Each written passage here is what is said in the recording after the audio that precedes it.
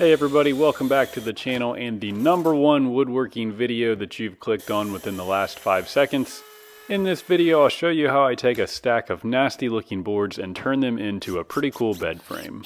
So whether you love or hate this video, drop a comment down below letting me know what you think of how this bed frame turned out. And with all that said, let's get this video started. What you see here is a stack of 5/4 inch basswood, not to be confused with basswood or basswood, mainly because those other woods don't exist. But first we need to cut and mill all of these boards up into workable pieces.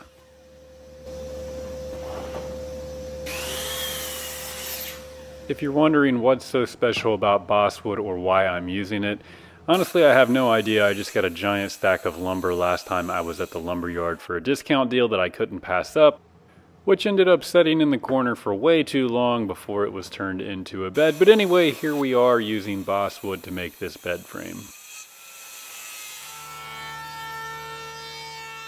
Now before we can do anything with these boards, we will need to mill them up using the joiner, planer, and table saw.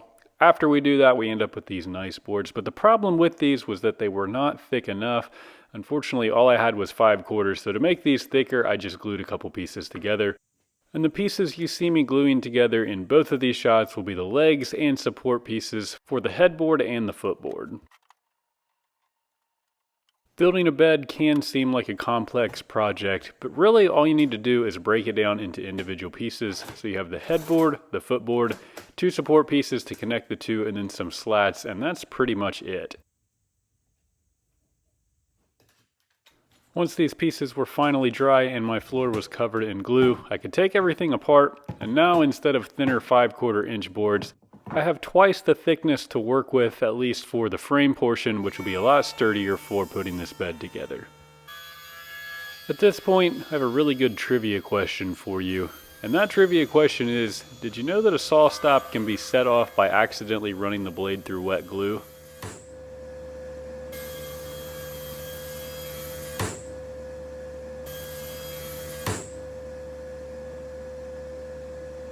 That topic is probably best saved for an entirely different video. But anyway, we now have the legs and support beams cut for both the headboard and the footboard. Normally I would use the cross-cut sled to cut these pieces to length, but since somebody only had one brake on his saw stop without a spare, that means I had to wait until UPS finally got around to delivering that new brake, so the miter saw would have to work for the time being.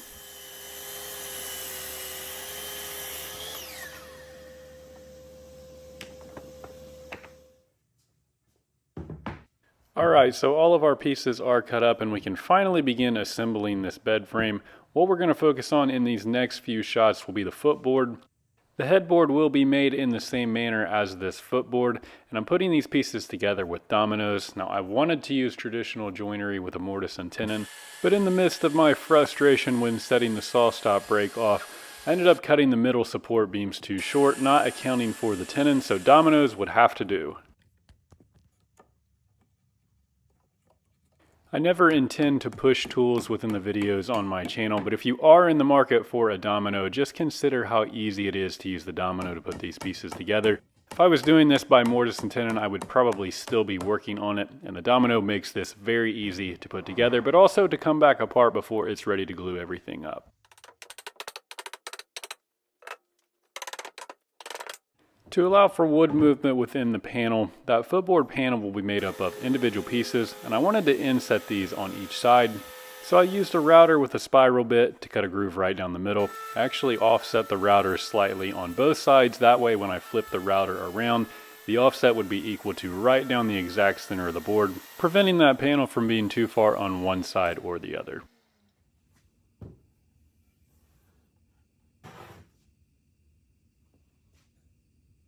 The panel will also float within the frame on the lateral sides of the footboard. So we'll put those support beams in place and then we can mark the line where that groove will end.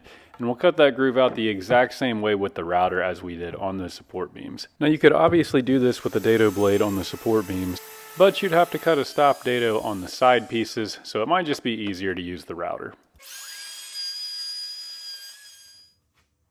Before gluing up your pieces to their final resting position, I would highly recommend dry fitting everything first.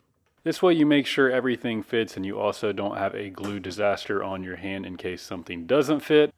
So all we need to do now is put the individual slat pieces right down in the center, and with just a little effort, these pieces will slide right down those two grooves that we cut on the support beams. The thickness doesn't necessarily matter, but in case someone is curious, the outside pieces are about 2¼ inches thick, and those inside panel pieces I believe were right at about 0.85 inches thick.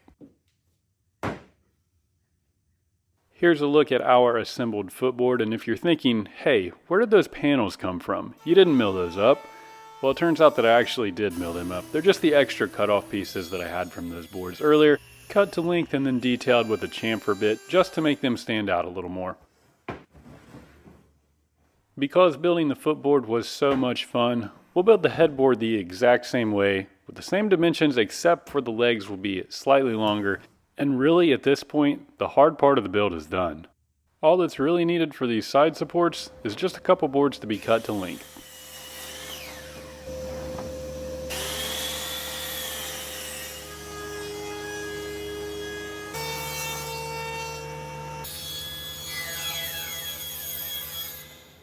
Okay, so I guess the board needed planed and milled, and now we have to install the support hardware. Before you get mad and call me a liar, I would still make the argument that the hard part of the build is over.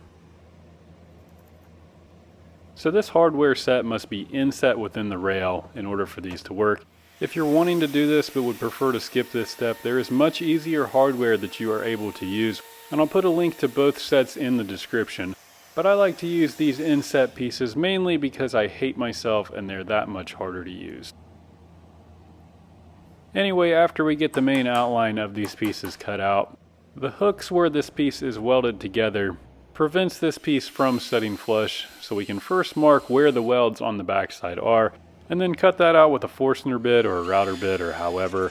Once this piece is finally flush, we can attach it with some long 3 or 4 inch screws, and it is extremely important if you are using these that you get this piece set completely flush or as close as possible to the end of that rail. Otherwise, it'll be a bit difficult for these rail pieces to come together and fit perfectly down in the slat from those connectors.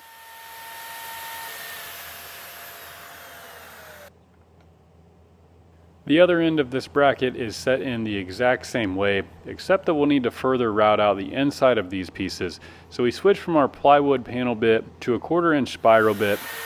And with the router edge guide in the same exact location, we can easily cut out those slots where the hooks will go on the other bracket piece.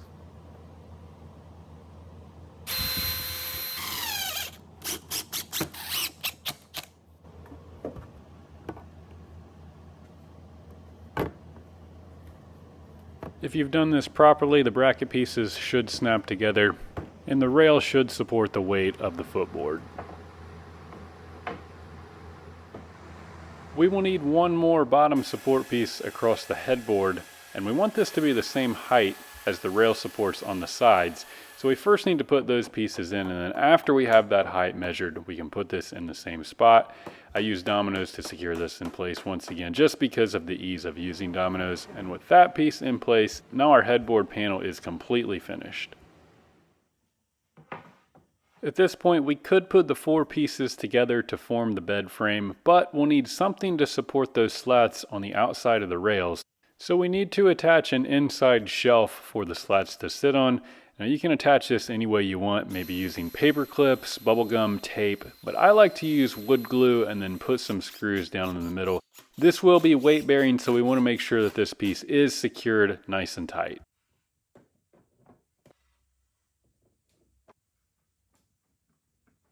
These pieces are a little awkward to put together by yourself. Not necessarily hard, it's just difficult to hold everything up. But once those pieces were connected and I had a bed frame, I milled up several slats just out of more basswood. And at this point everything was looking great, but I wanted to make sure that the slats had equal spacing. So I cut up about 1 million of these little spacer blocks, and then used glue and brad nails to tack them in place. To make sure that these would have enough room for the slats, I used a spacer block inside the spacer blocks to space them out equally. That was definitely a mouthful, but I think you got the point.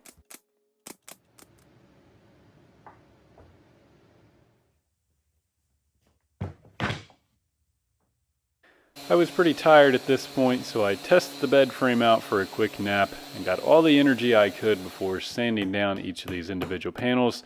That does mean that I had to take the entire frame apart, sand it all down, and then put it back together just like we did earlier.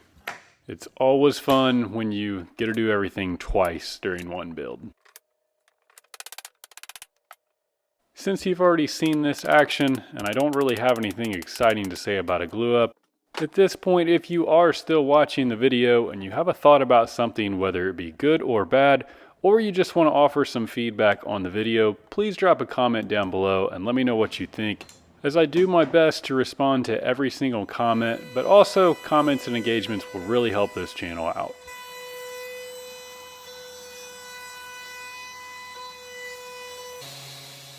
At this point, the bed build is pretty much finished. We just need to get everything ready for paint. So I grabbed a roundover bit to soften up all the corners on the entire frame, sanded the frame down, and then I painted the entire thing white using 2 coats of primer followed by 2 coats of enamel paint. And I am far from a professional painter, but using a sprayer, in this case the Fuji Q5 sprayer, has drastically increased the quality of how good of a paint job I can do.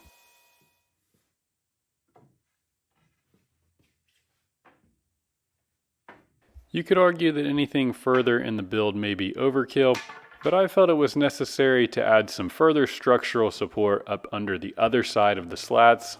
So I first clamped a support beam where it would go under the slats, made a couple measurements to determine the height of a leg piece, and then cut a couple legs to help bear the weight of that mattress for some added structural stability. For really no reason whatsoever other than the fact that I just wanted to try this, I connected these legs to the support braces using a half lap joint, so I used the crosscut sled to cut a little bit of a gap on each side prior to sanding them down by hand. And a much easier way to do this would be to completely skip the half lap section and just glue this in place.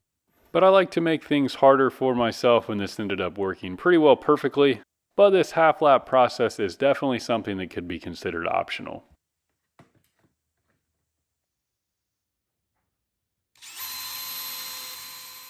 While glue would certainly be sufficient for this joint, I wanted this joint to be extra sufficient, so I added screws on both sides just to make sure that it would be strong enough.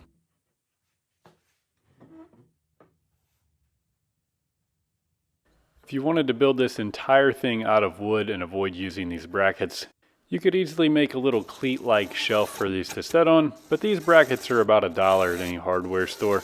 They're very easy to use, you just mark and put them in place. And then that center support beam brace can set right down in those brackets and extend all the way to the floor to help bear some of the weight and support the mattress whenever this thing is put together. Speaking of the mattress, this bed frame supports a queen mattress with dimensions 80 by 60. So the inside measurement is 80 by 60 with about a 3/4 inch overhang on each side. So with those slats in place, I made sure everything would hold up my weight, and since that frame did not collapse, I would have to call this build a success. So if you made it this far in the video, thank you so much for watching. I hope you enjoyed the video and found the content useful. Be sure to drop a comment down below and let me know what you think of this build. As always, stay tuned for more, and I will see you in the next video.